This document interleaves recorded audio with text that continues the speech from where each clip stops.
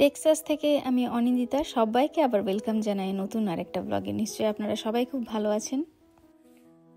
মা, তুমি অনেক পিক করেছো, এবার সব দিন ঘরে আমাদেরকে শিম খেতে হবে। খাবি না? চেহারাটা দেখেছিস নিজের? ভেজিটেবলস না খেয়ে কি হয়েছে?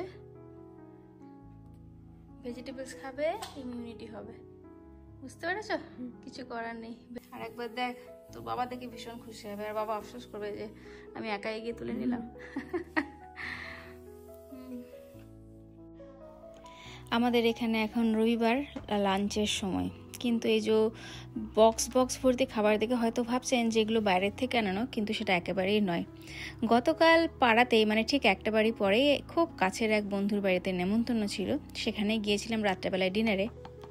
আর শুধু ডিনারই নয়, ডিনারের পরে কিন্তু আবার আজকের জন্য দেখেছেন বেঁধে একেবারে খাবার নিয়ে এসেছি।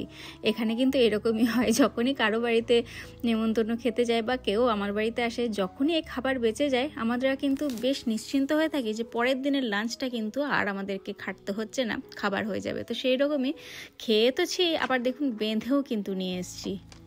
এখানে আছে ডাল মাখানি, তার সঙ্গে চিকেন কষা, তার সঙ্গে বেশ সুন্দর দেখেছেন একটা হাড়া ভাড়া কাবাবও বানিয়েছিল।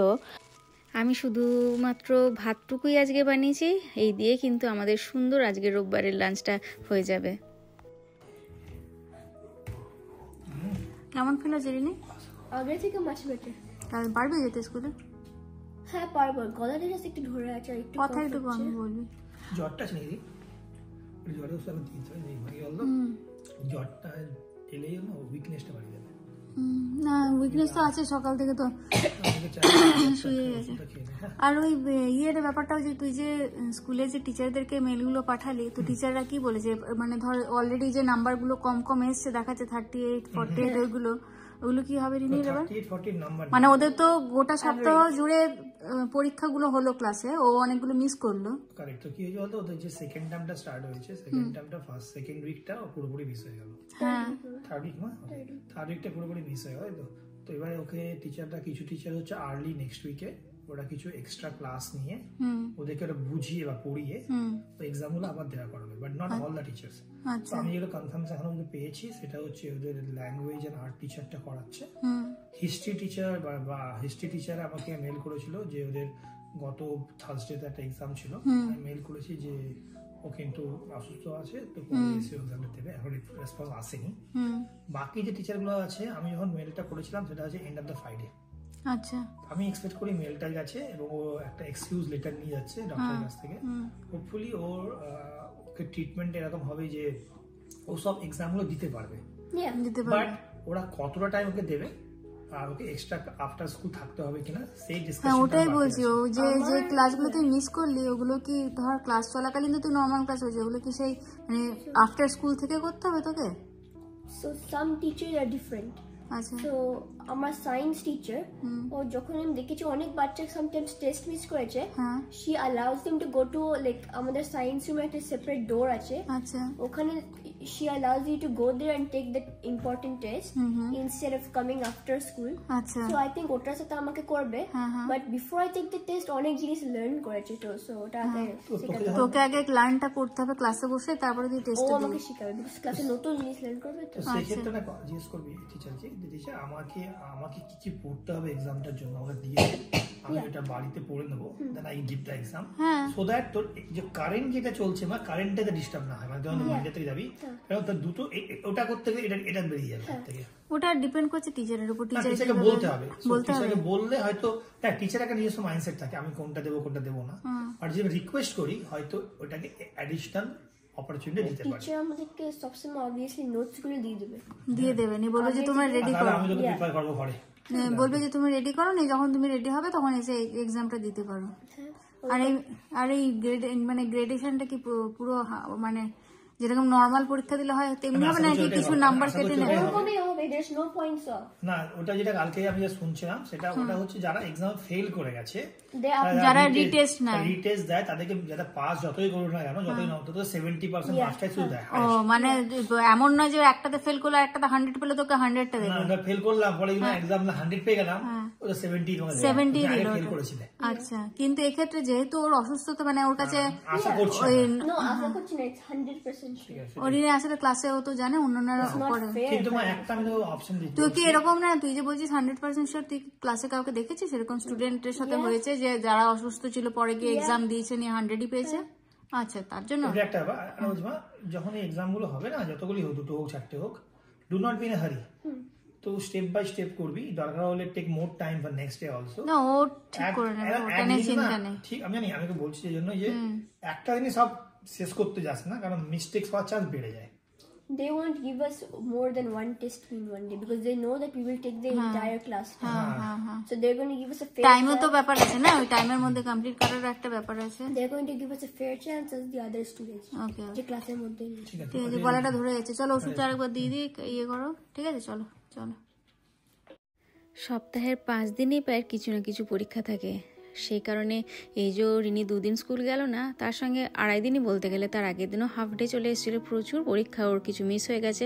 রিপোর্ট কার্ডেও নাম্বারগুলো আমরা অলরেডি দেখতেই পাচ্ছি যে যেগুলো অনেকটাই কম আছে। তো যাই হোক, স্কুল জয়েন করার পরে সেগুলোকে আবার ওকে অল্প অল্প করে পরীক্ষাগুলোকে দিয়ে সমস্ত কিছু ক্লিয়ার করে নিতে হবে।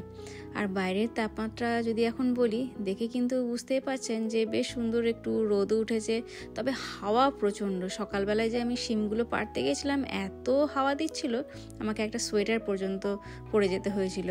তবে এই যে ঝকঝকে রোদ, কিন্তু সেই ঝকঝকে রোদের পেছনে কিন্তু গল্পটা অন্যরকম। আজকে এখানে সকালের দিকে টেম্পারেচার ছিল মোটামুটি ওই 23 বা 24 ডিগ্রি সেন্টিগ্রেড, কিন্তু ক্রমাগত এই এবার বিকেল থেকে টেম্পারেচার কিন্তু কমতে শুরু করেছে, যেহেতু সারাদিন ওই হাওয়াটা দিয়েছে।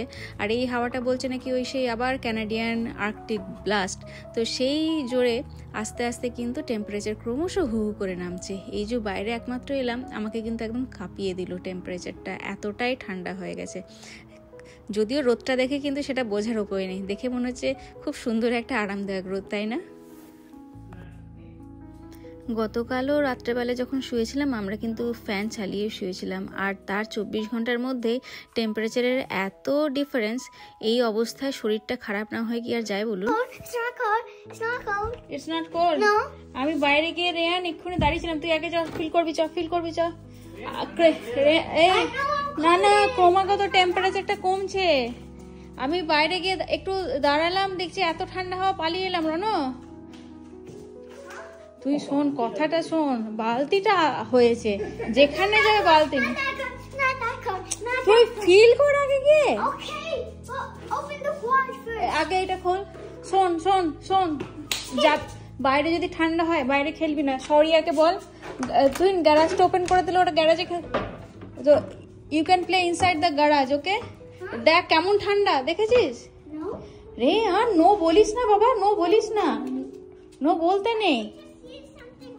ওরে বাবারে, তুমি ঠান্ডা। হ্যাঁ হ্যাঁ,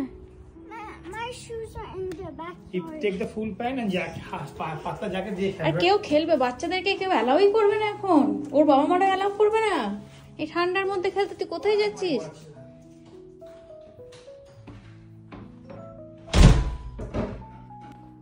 ঝড় হোক, বৃষ্টি হোক, বাদল হোক, তুষারপাত হোক, একদম চরম গরম হোক, কিন্তু এই 3টে বাচ্চার বাইরে খেলতে না গেলে হয় না। লাস্ট আধ ঘন্টা ধরে রনর সঙ্গে ক্রমাগত বলতে পারেন যুদ্ধ, মারামারি, অনেক কিছু হলো। তারপরে কিন্তু তাকে একদম জোর করে একটা ওই পাতলা হুডি পরেই পাঠানো হয়েছে। মানে এতটাই মুশকিল এই ছেলেটার সঙ্গে, এত যে ঠান্ডা হচ্ছে, দেখছে দিদি শরীর খারাপ নিয়ে বসে রয়েছে, তবুও কিন্তু ও ওই হুডি পরবে না। কেন জানি না বাচ্চাদের যে এত কেন গরম লাগে, অথচ বাইরে প্রচণ্ড ঠান্ডা। তো যাই হোক, ওই গিয়ে একজনকে ডেকে আনলো, এবার 2 মক্কেলে গিয়ে আরেকজনকে ডাকতে চললো। 3 জনে কিন্তু 3 মানিক জোড়ে, জানেন তো, বেশ ভালোই হয়েছে এখন পাড়াতে। ওই একটা হয়তো একটু 3.5 বছর বয়স, আরেকটার বয়স মনে হয় 5.5, আর রনর 6। এই 3 জন মিলে প্রত্যেক দিন বিকেলে একদম খেলা চাই। না হাসিও পায় গেল। আর না বাইরে গিয়ে তো ঠান্ডাটা বুঝেছে না। আমি যে শোন না, কথাটা শোন, আমি যে বললাম এই হুডিটা ওপরে তোল, সাথে সাথে হুডিটা তুলে নিল, বাইরে গিয়ে বুঝেছে। কিন্তু এবার দেখ দুটো দেখ বদমাইশি। সৌমিত্রা হচ্ছে পুরো কপি ক্যাট। বাবু জ্যাকেট পরেছে কিন্তু টুপিটা মাথায় নিয়েছে, ও টুপিটা মাথায় নেবে কিন্তু ও যেহেতু চেনটা আটকায়নি রনো তাই ও খুলে দিল মানে এত গলায় গলায় বন্ধুত্ব হয়েছে। ওয়েট করতে হবে যে ওরা ঠিক মানবে, আমাদের তাই গরম হওয়া যাবে না, তারা কি বলতো ওকে বস থাক। আমি ওটাই বললাম যে তুই দেখ সন্ধে হয়ে যাচ্ছে, you have very less time, either you go outside and play or you cry inside. তখন কিছু করার নেই, গেল পড়েছে চেন আটকাবে না, মাথায় নেবে না, কিন্তু যেই একটু সাইকেলটা নিয়ে বাইরে গেছে বুঝতে পারলি, হ্যাঁ গিয়ে তো বুঝতে পারছে যে ঠান্ডা। আমি যেই একবার বললাম Rehan keep on your hoodie, বুঝলে সাথে সাথে হুডিটা পরে নিল। বুঝতে তো পারে না, বাইরে গিয়ে যতক্ষণ না ফিল করবে বুঝলি তো ততক্ষণ ওদের হবে না। ওই দেখ আবার দুজনে মিলে গিয়ে আবার সরিয়াকে ডাকলো, আবার সরিয়া আবার ক্যামেরা দিয়ে কথা বলছে শশী আর ওর বাবা। ও সরিয়া your friends are here, okay guys wait for 5 more minutes। উনিও আসছেন যোগ দেবেন আর কি। তিনজন বেশ ভালো খেলে কিন্তু, এটা মানতে হবে। হ্যাঁ না চলুন, বাজে প্রায় 6টা, এবার ভেতরে ঢুকিয়ে নিই ওদেরকে। আসলে ওদেরও হয়েছে সমস্যা, শীতকালটা এত তাড়াতাড়ি অন্ধকার হয়ে যাচ্ছে, বেচারারা খেলার সময়টা খুবই কম পাচ্ছে। না চলুন আজকের মতন ব্লগটাকে এখানেই শেষ করলাম। কেমন লাগলো ব্লগটা সেটা তাহলে অবশ্যই কমেন্ট করে জানাবেন, আর ভালো লাগলে অন্যদের সঙ্গে শেয়ার করে আমাদের চ্যানেলটাকে সাবস্ক্রাইব করে নেবেন। আপনাদের সবার সঙ্গে খুব তাড়াতাড়ি দেখা হচ্ছে, ততক্ষণের জন্য সবাই ভালো থাকবেন। শোন 5 more minutes then you have to come back without any crying and without anything, okay? You are coming in 5 minutes. Oh no, this is bad. Slow. দেখেছো খেলা দেখেছো?